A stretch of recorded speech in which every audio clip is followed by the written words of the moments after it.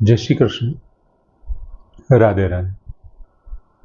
મિત્રો, 21મા શ્લોકમાં અર્જુને ભગવાનના ઉગ્ર સ્વરૂપનું વર્ણન કરતી વખતે એવી વાત કરી કે અમી હિ ત્વામ સુરસંઘા વિશંતિ. મેં જે દેવોને જોયા હતા એ દેવો પણ તારી અંદર, તમારી અંદર પ્રવેશી રહ્યા છે, વિશંતિ પ્રવેશી રહ્યા છે.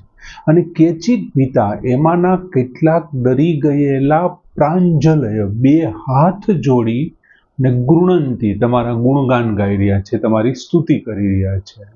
પછી બીજી વાત કરી કે સ્વસ્તિ ઇતિ ઉક્ત્વા, કલ્યાણ વચન બોલીને, સ્વસ્તિ વચન બોલીને કલ્યાણ થાઓ, શુભ થાઓ એવું બોલી અને જે મહર્ષિ સિદ્ધ સંઘાહ, મહર્ષિ અને સિદ્ધોનો જે સમુદાય છે એ પુષ્કલાભિ સ્તુવંતી સ્તુતિભિ, એ ઉત્તમ પ્રકારના સ્તોત્ર વડે તમારી સ્તુતિ કરી રહ્યા છે. અને હવે 22મા શ્લોકમાં ભગવાનના એ વિશ્વરૂપના વર્ણન કરતી વખતે, વિશ્વરૂપના વર્ણનમાં 3 પ્રકાર જે આપણે પડ્યા, એક વિરાટ સ્વરૂપનું એક દેવ રૂપ બતાવ્યું, એક ઉગ્ર રૂપ અને એક હજી ત્રીજું રૂપ આવવાનું છે. હવે 22મા શ્લોકમાં કહે છે કે રુદ્ર આદિત્યા વશવઃ યે ચ સાધ્યા વિશ્વે અશ્વિનૌ મરુત ચ ઉષ્મપા ચ ગંધર્વ યક્ષ અસુર સિદ્ધ સંગા વીક્ષંતે ત્વામ વિસ્મિતા ચ એવ સર્વે.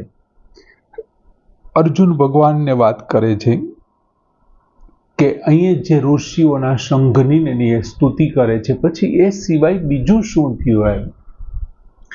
તો અર્જુન કહે છે કે રુદ્ર આદિત્ય વશવઃ ચ સાધ્યા વિશ્વે અશ્વિનો મરુત ચ ઉષ્મપા. આટલા લોકો પહેલી પંક્તિમાં વર્ણન કર્યું છે.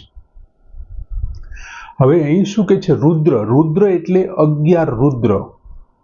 ત્યાર પછી આદિત્ય એટલે 12 આદિત્ય, અદિતિના જે પુત્ર છે તે 12 આદિત્યો. પછી વસવઃ એટલે 8 વસુઓ, ચ અને પછી સાધ્યા એટલે 12 સાધ્યો. ત્યાર પછી વિશ્વે એટલે 10 વિશ્વદેવો, વિશ્વદેવો. અશ્વિનો 2 અશ્વિની કુમારો, જે દેવોના વૈદ્ય છે, 2 અશ્વિની કુમારો. મરુતઃ ચ તથા 49 મરુત ગણો. ચ ઉષ્મપા અને ગરમ ગરમ ભોજન કરનારા 7 પિતૃઓ, 7 પિતૃઓ.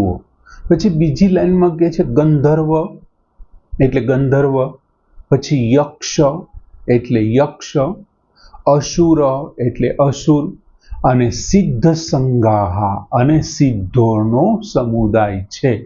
અને જે સિદ્ધોનો સમુદાય છે વિક્ષંતે ત્વામ વિસ્મિતા ચ એવ સર્વે, તે સર્વે તે બધા વિસ્મિતા ચકિત થઈને, વિસ્મિત થઈને, ત્વામ તમને, વિક્ષંતે એટલે જોઈ રહ્યા છે.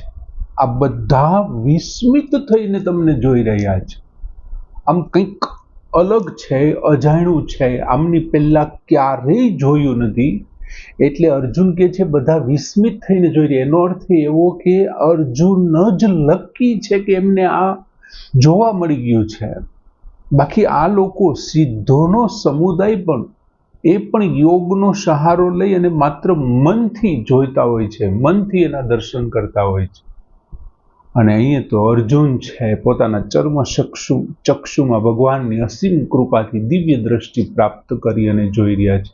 એટલા માટે આ શ્લોકમાં કહે છે કે 11 રુદ્રો, 12 આદિત્યો, 8 વસુઓ અને 12 સાધ્યો, 10 વિશ્વદેવો, 2 અશ્વિની કુમારો અને 49 મરુત ગણામ ગરમ ગરમ ભોજન કરનારા 7 પિતૃઓ તથા ગંધર્વ, યક્ષ, અસુર, પછી સિદ્ધોનો સમુદાય, આ બધા જ વિસ્મિત થઈ, ચકિત થઈ અને આપને નિહાળી રહ્યા છે, આપના દર્શન કરી રહ્યા છે અથવા આપને જોઈ રહ્યા છે. મિત્રો, 22મા શ્લોકની સમજૂતી ચાલુ કરીએ એ પહેલા એક વિશેષ સૂચના આપી દઈએ કે 22 તારીખે આપણો આ 22મો શ્લોક બહાર પડશે. ત્યાર પછી 23 એટલે શુક્રવાર 23મો શ્લોક બહાર પડશે. 24 અને 25 તારીખ છે એ શનિ રવિ આપણે રજા રાખી છે એટલે બહાર નહીં પડે. એટલે 24 અને 25 શનિ રવિ છે. પછી 26 તારીખથી ચાલુ કરીને એક વીકની આપણે રજા રાખવાના છીએ.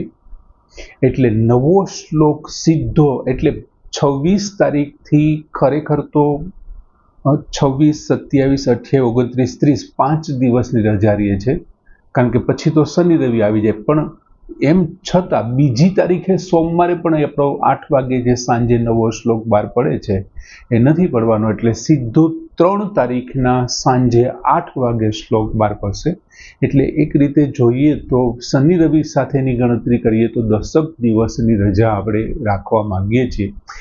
થોડાક અમુક અનિવાર્ય સંજોગો છે કે એમાં રજાની જરૂર છે, એટલે આપણે આ 10 દિવસ ત્યાં હોલ્ડ કરીશું. બાકીનું બધું જે વર્ક છે એ એડવાન્સ રૂપે થઈ ચૂક્યું છે, એટલે આ 10 દિવસ રજા રહેશે.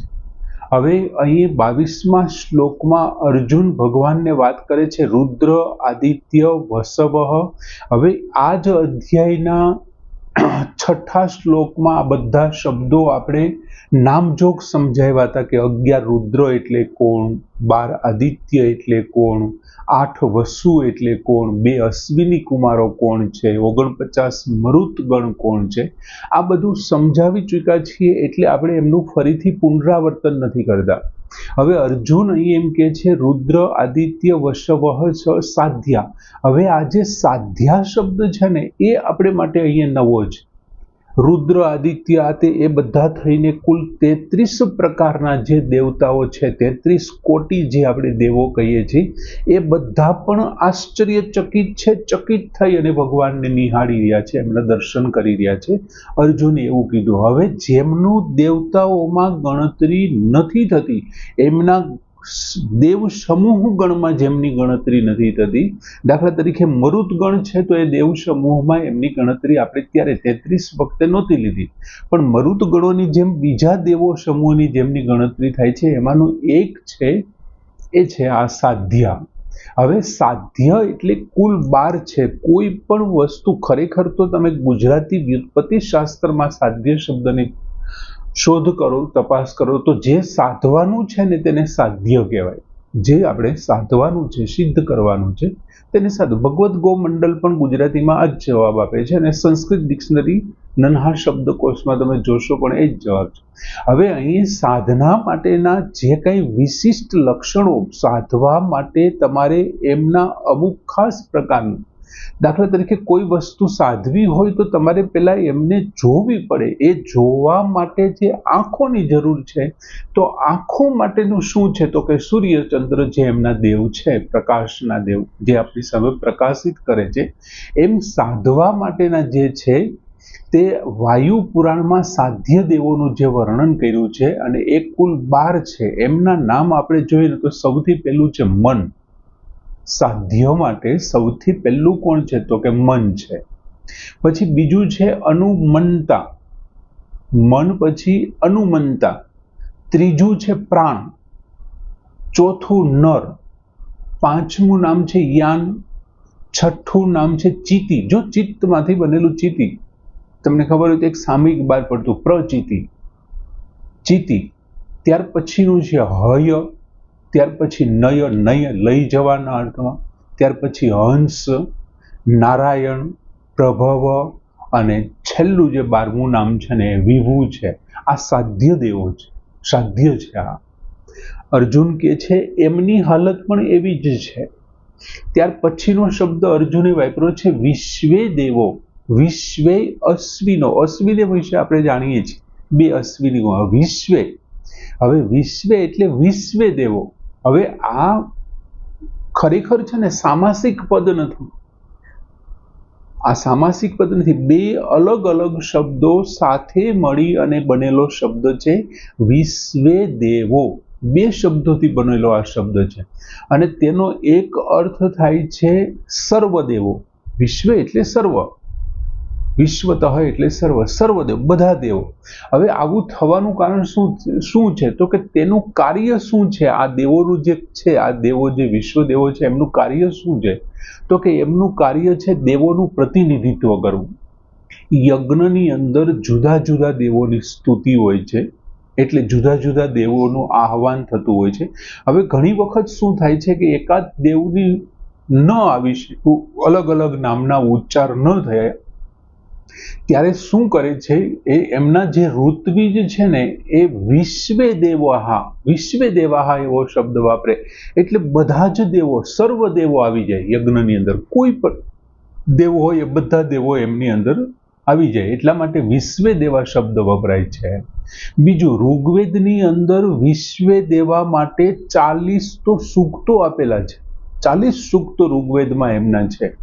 વાયુ પુરાણની અંદર જો જોવા જઈએ વિશ્વે દેવો વિશે તો વાયુ પુરાણમાં દક્ષ કન્યા વિશ્વા અને ધર્મ ઋષિના પુત્ર તેમને કીધા છે. વિશ્વદેવામાં દક્ષ કન્યા વિશ્વા અને ધર્મ ઋષિના આ સંતાનો છે અને એમના નામ જોઈએ તો કુલ તે 10 છે. વિશ્વે દેવા છે એ 10. ખરેખર તો દરેક દિશાઓમાં એ નિવાસ કરે છે એવું મનાય છે, દરેક દિશાઓમાં, અને 10 દિશાઓ છે, દરેક 10 દિશાઓ છે એમની છે. હવે એમના નામમાં કતુ છે, દક્ષ છે, પછી ભવ છે, સત્ય છે, કાલ છે, કામ છે, દ્યુતિ છે, કુરુવાન છે, પછી પ્રભવાન છે, રોચમાન છે. હવે વિશ્વ એક એવી પણ વાત છે કે આ વિશ્વે દેવા છે એમને વિશ્વામિત્રએ શાપ આપ્યો અને દ્રૌપદીને ત્યાં એ પુત્રો તરીકે 5 સંતાનો તરીકે જન્મ થયા, જેમણે અશ્વત્થામાએ મહાભારતના અંતિમ દિવસે રાત્રિના સમયે જે બાળકોની હત્યા કરી હતી એ આ વિશ્વ દેવોનો અવતાર હતો એવું મનાય છે. હવે આ અશ્વત્થામા દ્વારા એમનું મૃત્યુ થયું હતું. ત્યાર પછીનો જે શબ્દ છે, છેલ્લો શબ્દ મરુત વિશે આપણે 49 મરુતગણ વિશે જોયું હતું કે 7-7ના ભાગમાં એવા 7 ટુકડા એમના ગર્ભમાંથી કર્યા અને છતાં સજીવન રહ્યા એટલે 49 મરુતગણો દ્યુતિ પ્રકાશના અર્થમાં પ્રકાશિત થયેલા છે. હવે ત્યાર પછી આપે છે ઉષ્મપાહાશ્ચ. હવે ઉષ્મપા એટલે અહીં ગરમ ગરમ ખાનારા. ઉષ્મપા એટલે ગરમ ગરમ ખાનારા, એટલે ગરમ ગરમ ખાનારા એટલે પિતૃઓ, પિતૃદેવની વાત છે અને તે કુલ 7 છે.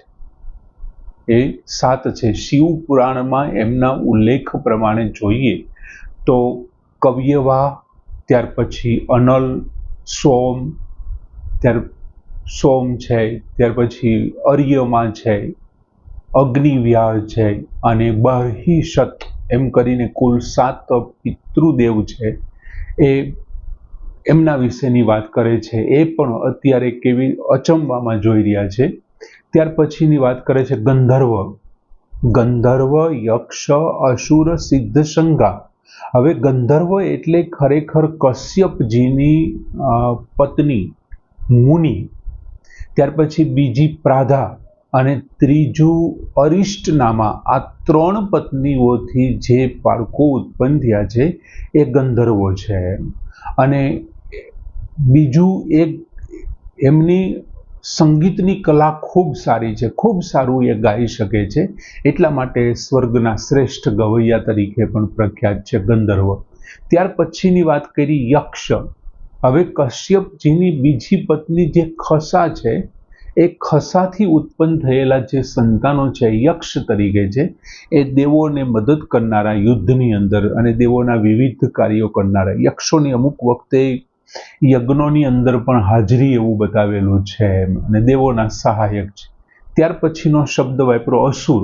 હવે અહીંયા નય તત્પુરુષ પ્રમાણે જે શૂર નથી તેવા એટલે અસુરાહા, એટલે જે દેવોના વિરોધી છે એમની વાત કરી છે. દેવો, દાનવો, દૈત્યો, રાક્ષસો, દેવોના જે વિરોધી છે એટલે દાનવો છે, દૈત્યો છે, રાક્ષસો છે, અસુરો છે, આ બધા જ લોકો શું થઈ ગયું છે, ભગવાનનું આવું વિશાળ અને વિરાટ સ્વરૂપ જોઈ અને વિસ્મિતાશ્ચ એવ સર્વે, બધા જ લોકો, રુદ્રો, આદિત્ય, વસવ, સાધ્ય, વિશ્વે, અશ્વિની કુમાર, મરુત, પિતૃ, ગંધર્વ, યક્ષ, રાક્ષસ, અસુર, સિદ્ધોનો જે સંઘ, કપિલ વગેરે જે સિદ્ધ મુનિઓ છે એમના જે સમુદાય છે, બધા જ આશ્ચર્યચકિત થઈ, વિસ્મિત થઈ અને આપને જોઈ રહ્યા છે. વિક્ષંતે ત્વામ, આપને દર્શન કરી રહ્યા, આપને જોઈ રહ્યા, બધા જ આશ્ચર્યચકિત થયા. સરસ.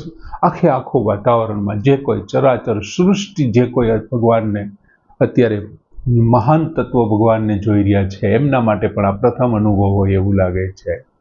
સરસ શ્લોક કે રુદ્રાદિત્ય વશવ યેશ્ચ સાધ્યા વિશ્વે અશ્વિનો મરુતશ્ચ ઉષ્મચાશ ગંધર્વ યક્ષાસુર સિદ્ધ સંગા વિક્ષંતે ત્વામ વિસ્મિતા ચ સર્વે. મિત્રો હજી એક વખત યાદ અપાવી દો, તારીખ 26 થી 2 તારીખ સુધી અનિવાર્ય સંજોગોને કારણે આપણા નવા શ્લોક આપ પ્રાપ્ત નહીં કરી શકો, એટલે 3 તારીખને સાંજે 8 વાગ્યાથી ફરી પાછો આપણો ક્રમ છે એ ચાલુ રહેશે, એટલે ત્યાં સુધી ક્ષમા કરશો. આમ સરસ શ્લોક.